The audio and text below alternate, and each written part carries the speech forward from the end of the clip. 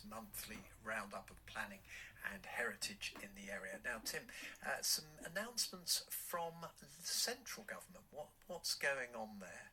Michael Gove, the Secretary of State for Levelling Up, announced the new National Planning Policy Framework, which is the guidelines, essentially, for planning. So you follow that, and if you don't follow that, you're stepping outside the government's parameters, so to speak, and you'll be in trouble. So it defines what you can do in planning.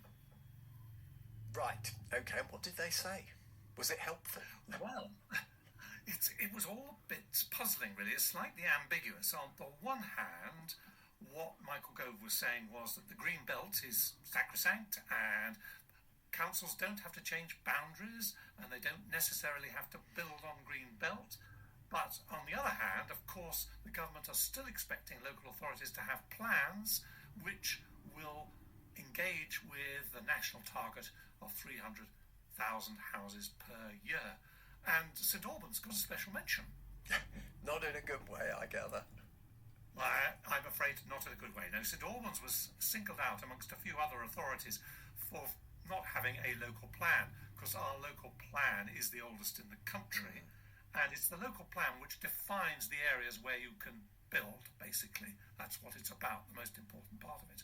So, yes, St Albans got castigated, and our leader of the council, Chris White, was able to give his robust response on the BBC radio.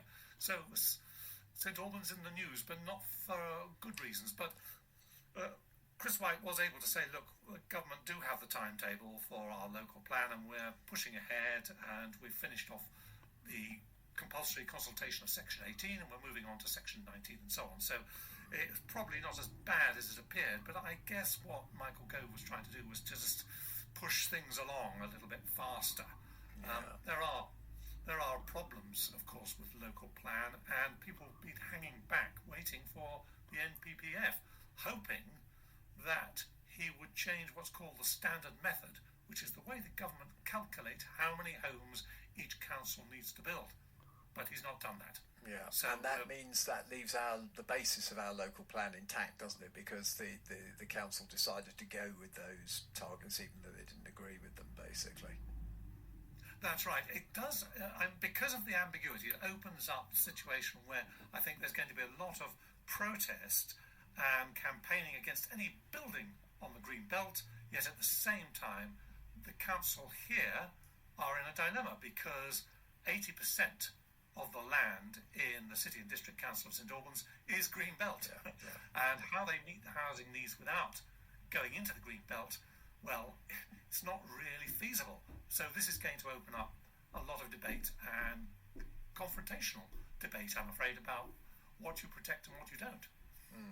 Now, moving on to heritage a bit, blue plaques been going great guns over the last, 18 months, something like that, and we're on to the next one being unveiled next month.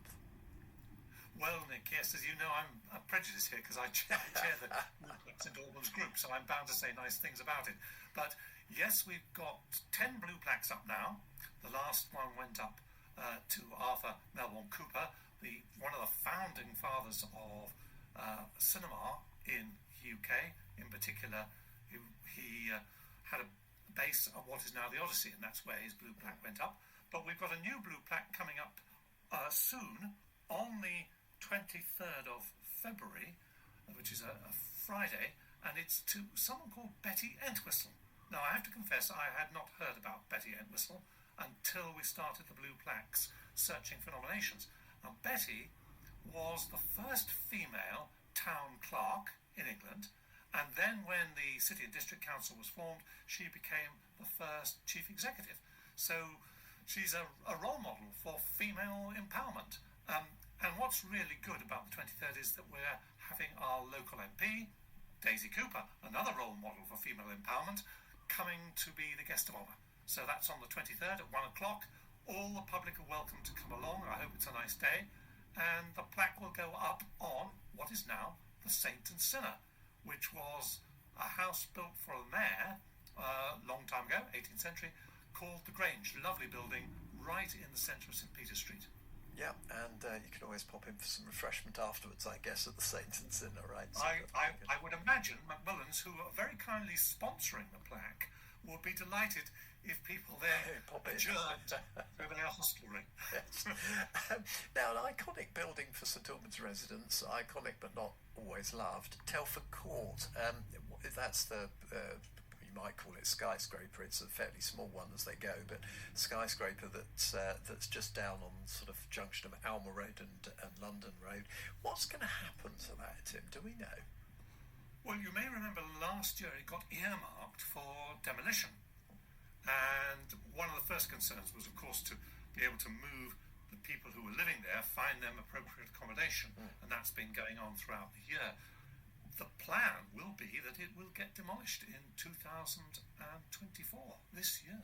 So, yes, well, as you say, iconic in a way that it interrupts the skyline there. And I'm not sure that many people like Telford Court. I remember when I first came to St Albans, I was told that a lot of the television companies liked it because they filmed many of their crime series in the building. I think probably telecoms providers like it as well, judging by the number of aerials on the roof. But yeah. Yes, so perhaps not its best claim for fame. But anyway, yes, so it's due to be demolished, and it's not clear what is going up in its place. And I think that will create a lively debate, because obviously at the moment, because of the need for housing and particularly wanting to protect the green belt, higher density in the city is the name of the game. Will they want to put a new building there the same height as Telford Court? I think many people will hope not, because it is a bit of a blight on the skyline. So it will be interesting to see what plans are put forward for Telford Court. Just a little bit of incidental information about Telford Court. Telford Court was actually where Arthur Melbourne Cooper, remember I mentioned him earlier, the pioneer whose blue plaque is on the Odyssey now, that's where he had his studios. And there is, as you go into Telford Court, on the right-hand side, a little plaque. Not a blue plaque, but a little square plaque commemorating that it was his studios. I never knew that, and I walk past there virtually every day. Tim Boson is with us. Tim is president of St Albans Civic Society. We'll be back with Tim in a few minutes. Time now is 28. Here's Tim Boson. Tim is president of St Albans Civic Society, and Tim, councils around the country really struggling with their budgets. Where do we stand locally? So how is it going to affect us? Indeed, yes. Well, Herts County Council put forward pretty shocking information just a couple of weeks ago, and that is that they're looking at a shortfall of nearly 59 million over the next 4 years, and they're actually thinking about making 400 redundancies. 400 jobs are going to be lost. So that's pretty scary. On the local level, we're still battling with a budget deficit of just over 2.5 million. That's the gap that the City and District Council have to close. You have to remember that, and sometimes people forget this, that the bulk of our council tax goes to the county council, because they have the big issues to spend, education, roads and so on. So the City and District Council is not that large. So a deficit of 2.5, roughly on 30 odd million, is a tough one to close. So we know certain things have already happened. Last year, various things. The Abbeyview Golf Course, of course, was closed down. Various buildings are being sold off. And I think recently Chris White, the leader of the council, said they're still looking at selling off assets which are no longer of use to the council. So they're trying to close the gap, balance the books. Okay, well, we'll watch that one with interest. Now, we've talked about this before, but the new mural in the city centre in St Albans, and there's a bit of theatre going on around it, isn't there? Give us a quick overview, quick reminder of what the mural is and why, and then what's happening in March. Well, again, I have to put my hand up for a vested interest in this. You do too much, Tim, that's why. Something started off with that group called the Conservation 50, which I chair, and we were looking at the historic alleyways, and we've talked about this before, that they're not in a very good state, and we're trying to revive them and also inform people as to why they're historic, what's the importance. Anyway, this refers to Sovereign Way. And Sovereign Way is a little alleyway, and it got its name because of the 1851 election scandal. in St Albans.